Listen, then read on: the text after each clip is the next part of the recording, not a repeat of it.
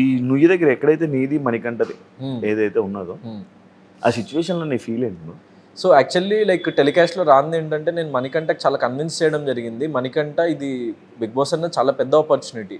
So in case నిజంగా నేను వెళ్ళిపోవాల్సిన situation వస్తే ఆడియన్స్ ఓటింగ్ ప్రకారం ప్లీజ్ నువ్వు ఉండిపో, ఇలాంటి అవకాశం మళ్ళీ రాదు అని చెప్పేసి నేను కన్విన్స్ చేయడానికి ట్రై చేస్తుంటే నాకు సార్ నన్ను ఆపేసి గౌతమ్ అది మణికంఠ డెసిషన్, సో నువ్వు కన్విన్స్ చేయొద్దు అని చెప్పి లైక్ నన్ను ఆపిండ్రు.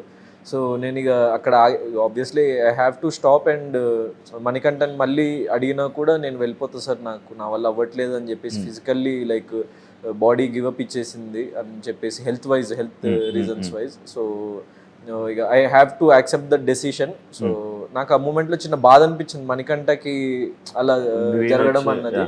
సో నాకు కొంచెం అనిపించినా కూడా ఇప్పుడు మనకి లైఫ్ ఒక అవకాశం ఇచ్చినప్పుడు దాన్ని మనం ఎంత బాగా తీర్చిదిద్దుకుంటాం అన్నదే మన లైక్ మన కెపాసిటీ అండ్ మన కేపబిలిటీని డిఫైన్ చేస్తుంది కాబట్టి సో అక్కడ నుంచి నేను ఇంకా స్ట్రాంగ్గా అంటే ఎక్కడైనా మనం ఏదైనా తప్పు చేసినామా అని చెప్పేసి నన్ను నేను రీథింక్ చేసుకున్నా. అండ్ వైల్డ్ కార్డ్గా రావడం వల్ల మనం చాలా పెద్ద డిసడ్వాంటేజ్లో ఉన్నామని ఇంకా గట్టిగా గేమ్ ఆడదామని చెప్పేసి లైక్ ఫిజికల్ టాస్క్స్లో కానీ ఆ బోన్ టాస్క్ కానీ అదంతా.